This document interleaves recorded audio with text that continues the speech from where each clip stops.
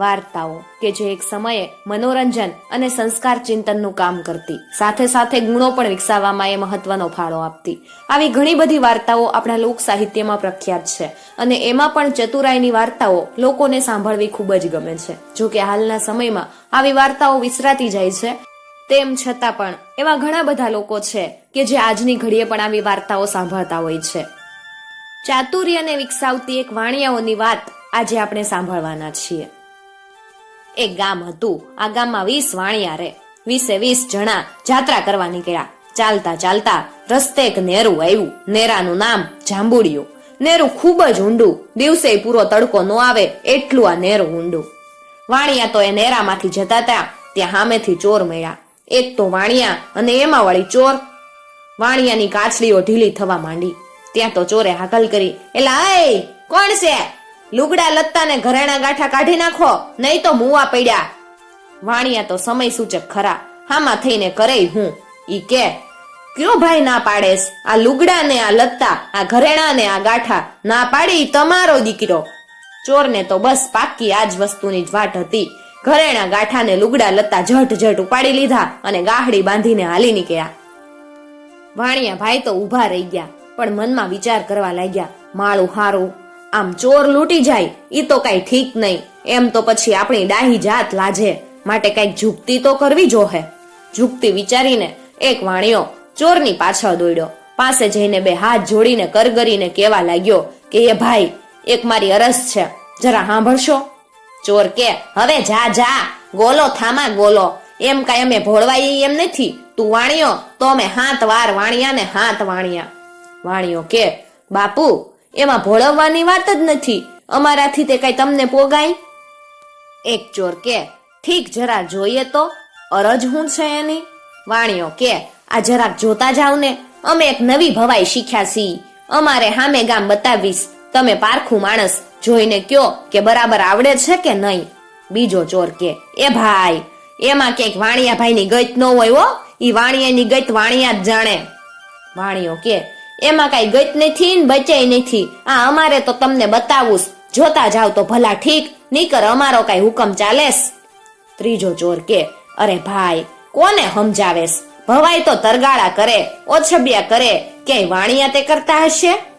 વાણિયો કે, વાણિયાય કરે ને એના બાપાય કરે, વખાના માર્યા હવ કરે. ભાઈ, જોવી હોય તો હાય કયો, એટલે કરીએ, નહીતર રહ્યું. ચોરો કે, તો ભાઈ હાલો ને, જોતા જ જાય. ને અહીં બકાલ વાણિયાઓની શું બીક વળી? ને એ સિવાય આપણી આ બંદૂક ને તલવાર ક્યાં ગઈશ? ચોર તો ભવાઈ જોવા બેઠા ને વાણિયા ભવાઈ કરવા માંડ્યા. પેલો વેશ ગણપતિ દાદાનો લાવ્યા ને ગાવા માંડ્યા, દુંદાળો દુઃખ ભંજણો ને સદાય બાળે વેશ, દુંદાળો દુઃખ ભંજણો ને સદાય બાળે વેશ.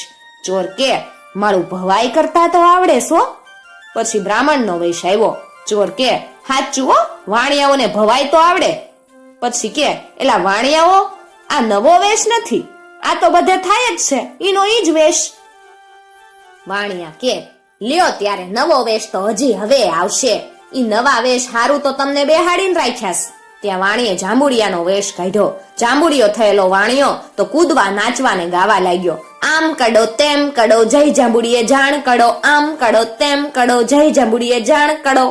વાણિયા તો બધા નાચવા ને ગાવા માંડ્યા, આમ કડો તેમ કડો જય જાંબુડિયે જાણ કડો. ચોરો તો સામે જોઈ રહ્યા, એકબીજાને કે, માળા વાણિયા છે કાંઈ, હટાણું વેચતા ભવાઈ કરવા માંડ્યા, પણ માળી આવડે તો છે હો. ત્યાં તો બધામાંથી એક વાણિયો જરા જુદો ચાલવા લાગ્યો, આમ કડું તેમ કડું જય જાંબુડિયે જાણ કડું, આમ કડું તેમ કડું જય જાંબુડિયે જાણ કડું.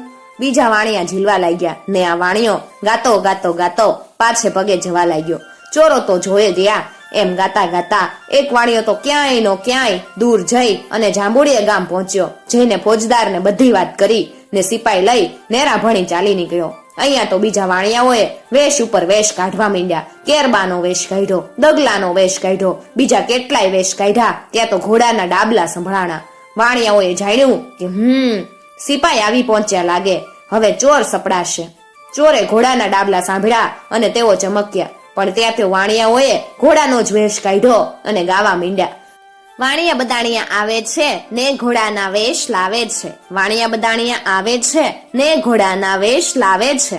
ચોરોના મનમાં એમ થયું કે આ તો ઘોડાનો વેશ આવે છે અને એના ઘોડાના ડાબલા સંભળાય છે.